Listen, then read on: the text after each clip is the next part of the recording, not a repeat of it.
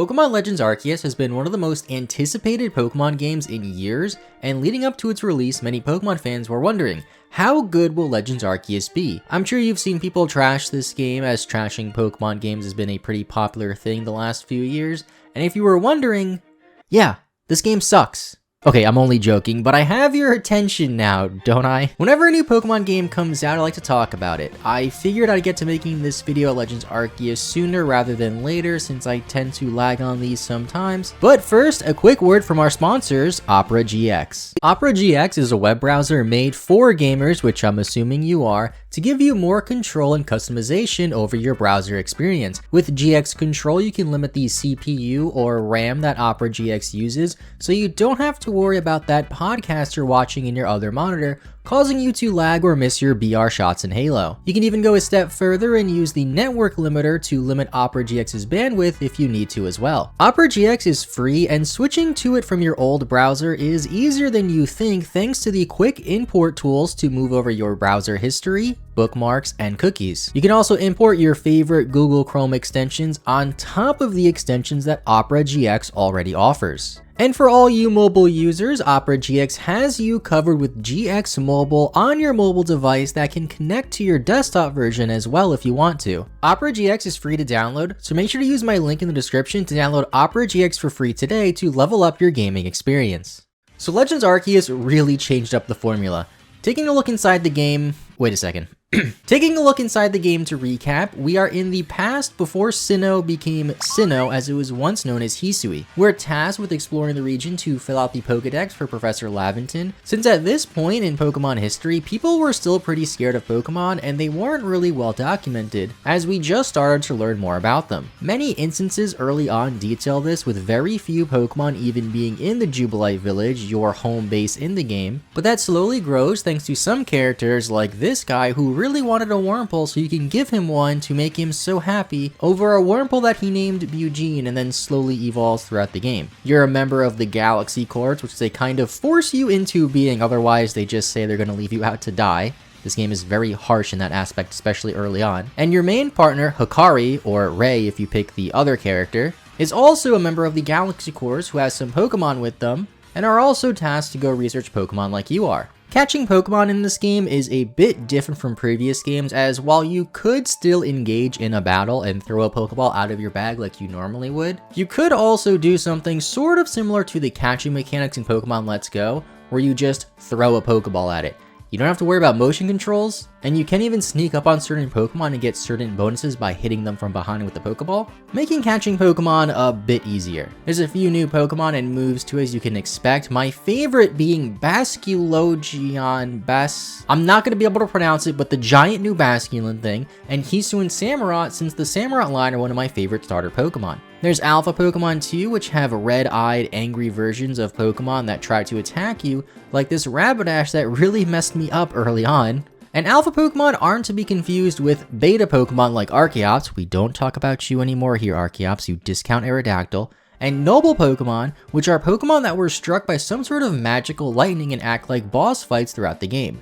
Not traditional boss fights in Pokemon like say Totem Pokemon were in Sun and Moon, or even gym leaders in other games, but more like a boss you would fight in a Mario game or a Zelda game. And why do you keep showing up here? I guess I should mention this now before I make this joke any more unfunny than it already is, but leading up to the release of Pokemon Legends Arceus, many fans compare this to Breath of the Wild as a Breath of the Wild style game for Pokemon, and even before the release of Legends Arceus, many Pokemon fans said they wanted a Breath of the Wild style game for Pokemon, and we got that. Sort of. While Legends Arceus isn't as expansive as the world in Breath of the Wild, it definitely has a similar feel, which shouldn't be much of a surprise considering how Pokemon has been actively trying to change up the formula for quite some time now, as you can see with some of the previous few Pokemon games, most notably Pokemon Sun and Moon, which completely changed the gym formula. Legends Arceus is no exception, as there are no gyms as well, and many other changes. Some are good, some I wasn't a big fan of though. For basic mechanics, there's no TMs or HMs. No HMs is something we've been seeing in Pokemon games for quite a while now in favor of things like the Ride Pager, but the no TMs part was interesting. This limits each Pokemon's move pool a bit, however there are a few move tutors throughout the game, and one very welcome change was the way level up moves are now learned. Instead of your Pokemon just learning a move when it hits a certain level and the game asking you if you want to learn it or not, they just get the ability to learn that new move. Then you can go into your Pokemon menu and teach them any move they have previously learned at any time. This is pretty much like having a free move reminder with you at all times, and I wish I realized this more while playing through the main story, since I somehow didn't even realize this until very late in the game. Personally, I would have preferred it if there was a few TMs scattered around the region, especially since in this game, it seems like it encourages you to change your team a lot as you play through the game, so those TMs could help you flesh out some move slots. Since the main objective is to catch as many Pokemon as you can and do various Pokédex tasks for each Pokemon, most of which involve you catching multiples of each Pokemon, you're going to have a lot of backup Pokemon in your PC, or should I say in the ranch, since PCs weren't invented yet. We do somehow have this magical Arceus Arc phone though that was transformed after we fell from the sky, and more on that a bit later. In terms of battling, there's the agile style moves and the strong style moves, which remind me a lot like magnets because I don't really understand how they work. You can still go for a regular move as you normally would,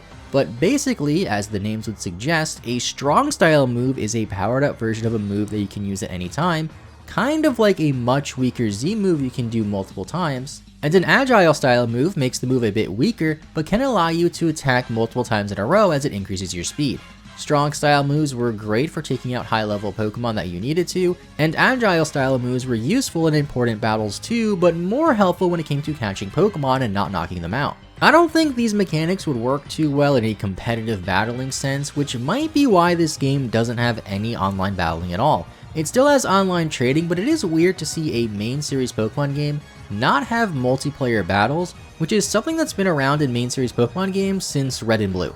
Seeing as this game does have a heightened focus on the single player experience, I don't really mind the absence of battling. Also because this game doesn't have abilities or held items. I'm guessing this was to simplify the game a bit and making implementing these new mechanics like the strong style moves and the agile style moves a bit easier, since I can see how using an ability like Technician for agile style attacks might be a bit too strong. I don't know the full reason behind why they removed held items and abilities, again like they did in Let's Go, but much like how it was in the Let's Go games for me, it didn't have much of an impact on my experience beating the game.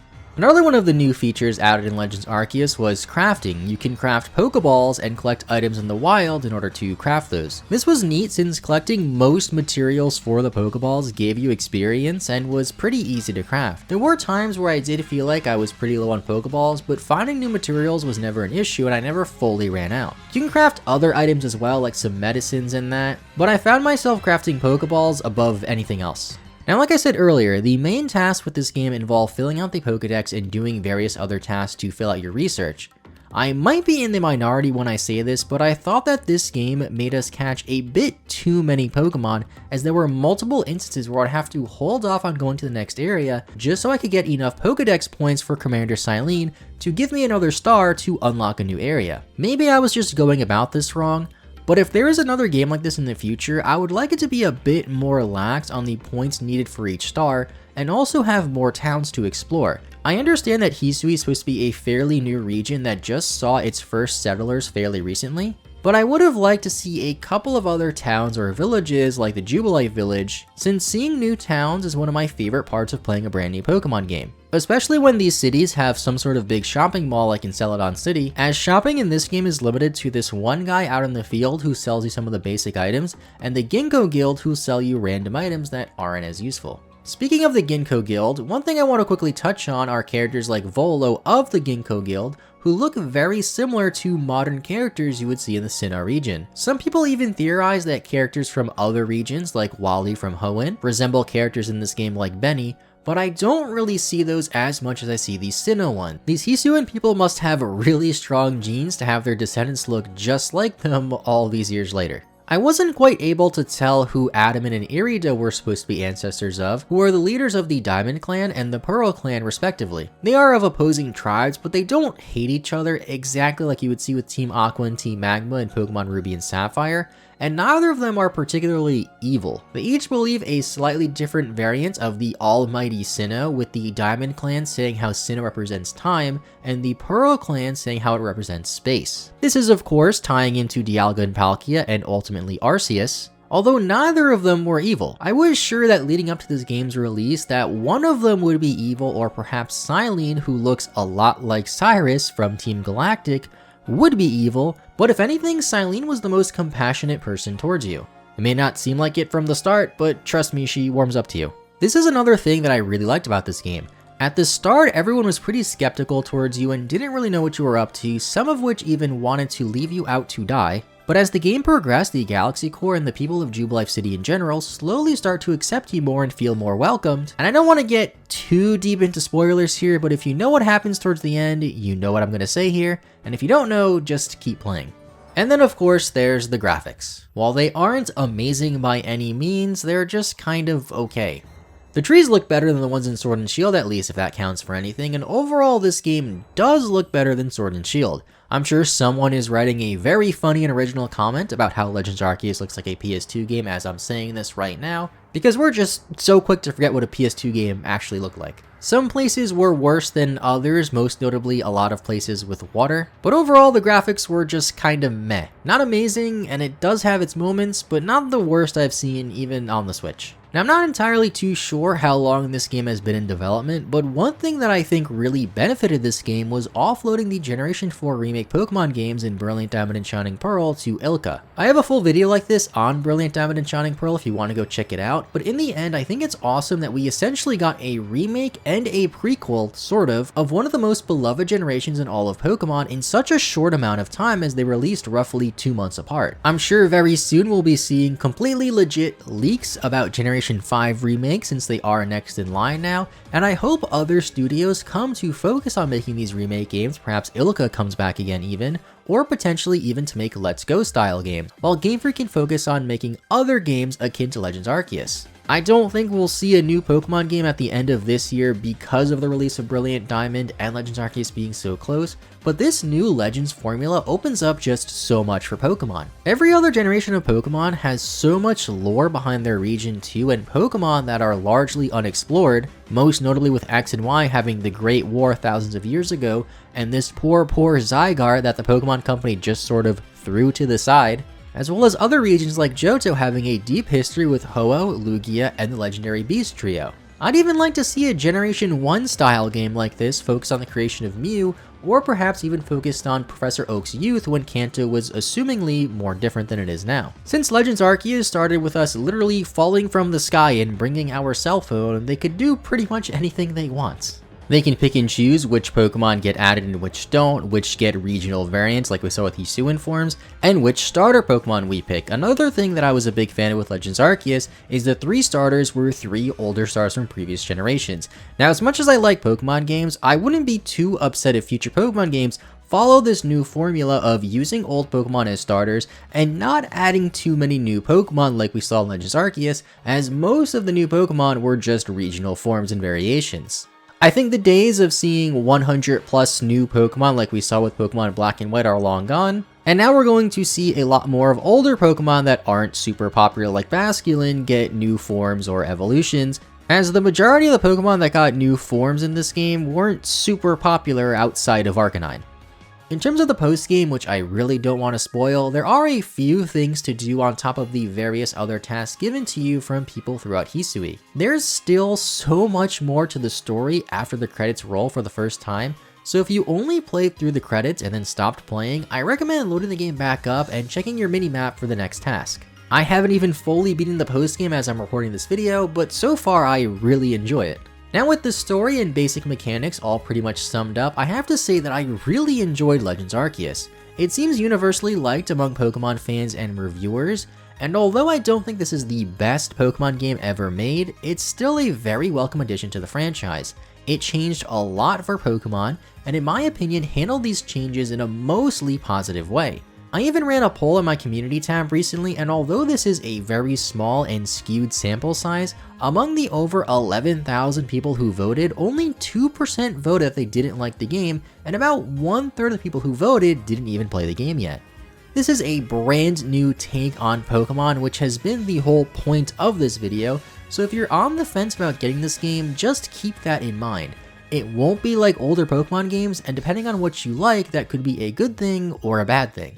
I for one really welcome these changes, and I hope that this means that Pokemon is headed towards a new, more positive direction that older Pokemon fans will continue to enjoy, and perhaps even new Pokemon fans can come into the franchise, experience for the first time, and enjoy it as well. So that's my video on Pokemon Legends Arceus. If you enjoyed this video and want to support the channel, consider leaving a like, as one like goes a long way, and also subscribe for more Pokemon videos. Follow me on Twitch, linked in the description, for more Pokemon content as well, as I stream over there pretty regularly. With all that out of the way, I want to thank you so much for watching. Hope you have a good rest of your day. I will see you all next time, and bye bye.